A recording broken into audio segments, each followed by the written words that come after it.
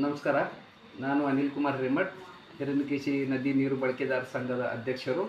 ನಾನು ಇವತ್ತು ಸುದ್ದಿಗೋಷ್ಠಿಯಲ್ಲಿ ನಾವು ತಮಗೆ ಹೇಳಬೇಕನ್ನೋದು ವಿಷಯ ಏನಂದರೆ, ಈಗ ಆಲ್ರೆಡಿ ಮಲ್ಲಿಕಾರ್ಜುನ್ ಏತ್ ನೀರಾವರಿ ಅನುಷ್ಠಾನ ಮಾಡಬೇಕು ಅಥವಾ ನಾವು ಸರ್ಕಾರದ ಚೀಫ್ ಸೆಕ್ರೆಟ್ರಿ ಶಾಲಿನಿ ರಜನೀಶ್ಗಾಗಲಿ, ಪ್ರಿನ್ಸಿಪಲ್ ಸೆಕ್ರೆಟ್ರಿ ಟು ದ ನೀರಾವರಿ ಇಲಾಖೆ ಇವರಿಗೆಲ್ಲರಿಗೂ ನಾವು ಒಂದು ಸೆಕ್ಷನ್ 80 ಆಫ್ ದ CPC ಒಳಗೆ ನೋಟಿಸ್ ಕೊಟ್ಟಿದ್ದೆವು. ಸರ್ಕಾರ ವಿರುದ್ಧ ಯಾವುದೋ ದಾವೆ ದಾಖಲು ಮಾಡಬೇಕಾದ್ರೆ ನಾವು ನೋಟಿಸ್ ಕೊಟ್ಟಿದ್ದೆವು.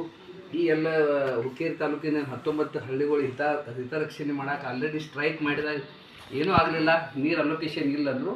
ಅಲೋಕೇಶನ್ ಮಾಡಬೇಕು, ಇದು ನಮ್ಮ ಹಕ್ಕು ಐತೆ ಅಂತ ಹೇಳಿ ಈ ಕನಗಲ, ಕರಸ್ಗಾ, ಬಾಡ್, ಅಕ್ವಾಡ್, ಆಲೂರು, ನೇರ್ಲಿ, ಬೋರ್ಗಲ್, ಅಮೀರ್ ಮಾವಿ, ಅಮ್ಮನ್ಗಿ, ಸಂಕೇಶ್ವರ್ ಈ ಎಲ್ಲ ಹಳ್ಳಿಗಳಿಗೆ ಏನು ಸಂಕೇಶ್ವರ, ಹುಕ್ಕೇರಿ, ನೇರ್ಲಿ, ಕಮತ್ನೂರು ಎಲ್ಲ ಹಳ್ಳಿಗಳಿಗೆ ನೀರು ಒದಗಿಸೋ ನಮ್ಮ ಮಲ್ಲಿಕಾರ್ಜುನ್ ಯತ್ನಾವರಿ ನಾವು ನಮ್ಮ ಸಂಘದ ವತಿಯಿಂದ ಪ್ರಸ್ತಾಪನೆ ಕೊಟ್ಟು ಮಾಡಿಸಿದ್ದೈತಿ. ಅಂದಿನ ಮಂತ್ರಿಗಳು ಎಲ್ಲರೂ ಮಂಜೂರಾತಿ ಕೊಟ್ಟಿದ್ದರು. ಅದ್ರ ವಾಟರ್ ಅಲೋಕೇಶನ್ ಇಲ್ಲ ಅಂತಾರಲ್ಲ, ವಾಟರ್ ಅಲೋಕೇಶನ್ ಮಾಡೋದು ಕರ್ನಾಟಕ ಸರ್ಕಾರ ಜವಾಬ್ದಾರಿ ಐತಿ.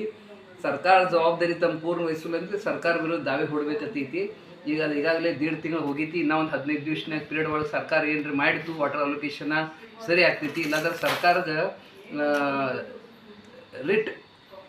ರಿಟ್ ಆಫ್ ಮೆಂಡಮಸ್ ಅಂದ್ರೆ ಕೆಲಸ ಮಾಡಿರಿ ಅಂತ ಸರ್ಕಾರಿ ಅಧಿಕಾರಿಗಳು ಹೇಳುವಂಥ ಒಂದು ಹೈಕೋರ್ಟಿಂದ ಆದೇಶ ಹೊಡಿಸೋಕ್ಕಂತ ನಾವು ಪ್ರಯತ್ನ ಮಾಡಿದೆವು.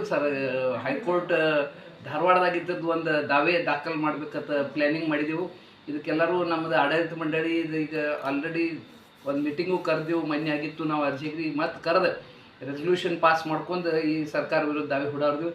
ಈ ದಾವೆ ಹೂಡಿದ್ರಿಂದ ನಮ್ಗೆ 1 TMC ನೀರು ಅಲೋಕೇಶನ್ ಆತಂದ್ರೆ ಮಲ್ಲಿಕಾರ್ಜುನ್ ಯತ್ನಾವರಿ 19 ಹಳ್ಳಿಗಳ ಭಾಗ್ಯ ತೆರೆದೈತಿ. ಇದರ ಸಲುವಾಗಿ ಆಲ್ರೆಡಿ ನಾವು 15 ವರ್ಷದಿಂದ ಪ್ರಯತ್ನ ಮಾಡಿದೆವು. ಸ್ವಾಭಿಮಾನಿ ಸಂಘ ಇದ್ದಾಗಿಂದ, ನಂತರ ಹಿರಣ್ಯಕೇಶಿ ನದಿ ನೀರು ಬಳಕೆಯಿಂದ ನಮ್ಮ ಹಿರಣ್ಯಕೇಶಿ ನದಿ ನೀರು ಬಳಕೆದ ಸಂಘದ ಎಲ್ಲ ಆಡಳಿತ ಮಂಡಳಿ ಮುಂದಿಟ್ಟು ಇನ್ನು ಮುಂದಿನ 15 ದಿವಸನಾಗ ನಾವು ಧಾರವಾಡ ಬೆಂಚ್ದಾಗ ಇದನ್ನ ರಿಟ್ ಪಿಟಿಷನ್ ಹಾಕ್ತೇವೆ. ಈ ಭಾಗ್ಯದ ತೆರೆದೈತಿ ಈ ಭಾಗದ ತಿಳ್ಕೊಂಡು. ನಮಸ್ಕಾರ.